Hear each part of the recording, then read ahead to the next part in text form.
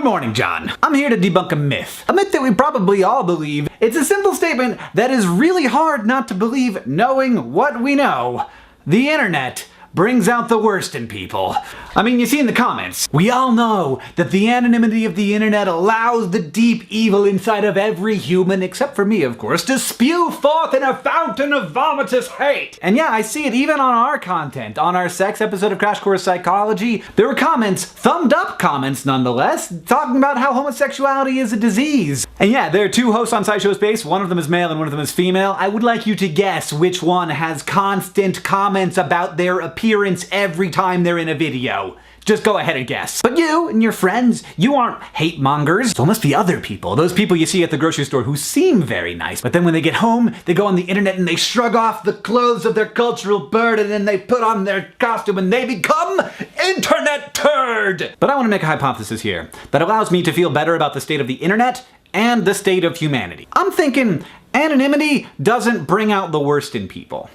It just brings out the worst people. Imagine, if you will, a D-bag. This person goes on the internet and he says nasty things to people. He's racist and he's sexist. He doesn't have a lot of friends because he doesn't like people, and people also don't like him.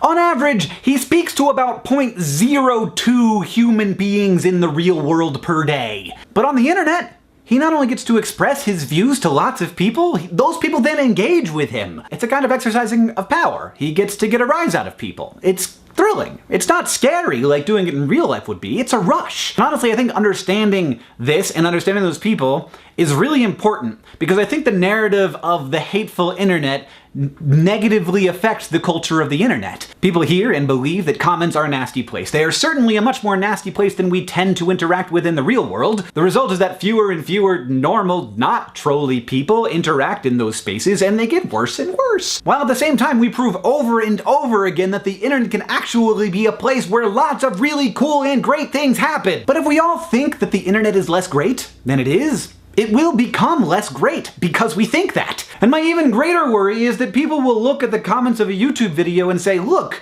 a third of these people, at least, are just terrible. They're bad people. And then by extension, those people will assume that a third of all people are terrible and that all social spaces are hostile and antagonistic, which is very not the case. What we're looking at down in the comments is extreme selection bias. People don't want to comment because it seems like a hostile place, so only hostile people comment. Also, on any YouTube video, you've got a lot of people watching it. Just imagine for a moment that 100,000 people gather in a room. It's a stadium, a very large stadium.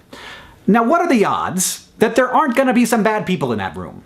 Zero. There are gonna be bad people in that room. So it shouldn't be too much of a surprise that when 100,000 people watch a video, some of them are gonna be racist troll turds, and they're gonna leave mean, nasty comments. Now, a big problem here is that YouTube has lately been promoting discussion rather than how many people thumb up a comment. So a comment will end up way at the top of the video because lots of people are discussing that comment. That isn't usually because there's a good discussion happening there. It's usually because that first comment was extremely inflammatory and wrong, and people are arguing about it. And the trolls are loving it. It's totally feeding the trolls. Like, the whole point of a troll is to try and get discussion because they want to get a rise out of people, they want that rush, and they want some human interaction, which they don't get in the real world because people don't like them. But I guarantee you, as a person who has met a number of people, most of them, like 90% of them, are good.